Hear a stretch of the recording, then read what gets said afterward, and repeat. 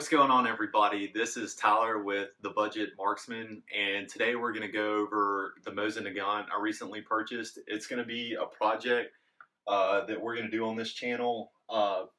Basically, the whole project is going to be about accurizing this Mosin Nagant, and this is exactly how I got it. It's a 1942 Tula Arsenal made gun and it's been re-arsenaled, refurbished, whatever you want to call it. And I picked this up from the gun store the other day, and it's in really clean condition. We went over the bolt, the receiver, the crown, the rifling inside. You know, we tried to go over it as much as we could to make sure we were getting a pretty good deal, because Mosins have gone up in price here recently, and you know, it's all about being on a budget. I'm a college student, so I don't have a whole lot of money to spend, and for a long gun, this is a very good option for you. It's about as cheap as you can get, and there's some folks out there who are shooting them out to 1,000 yards, and that's something I plan on doing with this. So we're going to start off using several different types of ammo and get a baseline for this rifle, and then we're going to start doing different modifications and see how they work for this particular rifle. And it's all going to be on a budget, so it's something that you can do at home, though, you know, do it at your own risk. So I'm going to be doing some research and doing various different things to this rifle, smoothing up the action on the bolt, smoothing up the trigger. I'm not going to do a drop-in Timney trigger. That's not budget. We're going to play around with this thing and try and fine-tune it as much as we can. Some other plans I have for this is to pillar bed and pillar and glass bed the receiver into the stock, because especially back here on this tang area, they're notorious for moving around back there, and they're just kind of sloppy in general. We're going to be checking out the sights, maybe adjusting them if we have to, and I'm in the process of doing research on how I need to play with the front of the gun, and see if I want to do some cork bedding or anything like that. And that's getting into some serious science as far as barrel length and harmonics, and making sure, you know, finding a good load so that it's exiting the barrel at the top or the bottom of the vibration in the barrel. So that's getting pretty heady for me. So I'm gonna have to do a lot of research and maybe hit up some of my friends who are engineers, because they know a lot more about it than I do. But these are solid rifles, and they're cheap. The ammo's cheap. You can find surplus ammo. Just make sure you clean it, because it is corrosive. But these things are awesome, and I'm really excited to have one of these, and I can't wait to go shoot it and start tinkering around with it, because let's be real, it's a circular receiver Mosin. It's not really anything special, and so I'm not worrying about messing up some, you know, historic artifact, even though these are historic. They're, you know, they served World War I, World War II for the Russians, and then they're continuing to serve different forces throughout the world even today. There's some insurgents in Iraq, Afghanistan, and Syria still using these rifles. So 5-shot magazine capacity, bolt action.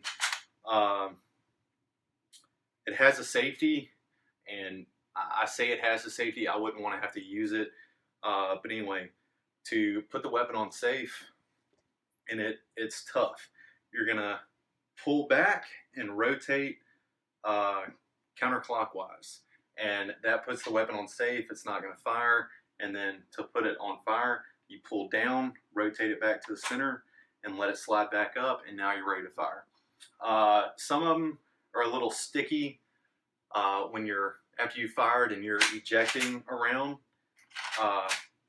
So that's something that we might be working on. There's some videos out there that go over that, but I'm really excited just to see how it shoots. And one little piece about the ammunition.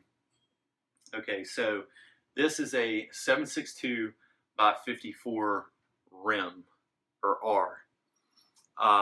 So 7.62, we're all kind of familiar with that caliber. The 7.62 by 51 NATO, or the 7.62 by 39, which is the AK round.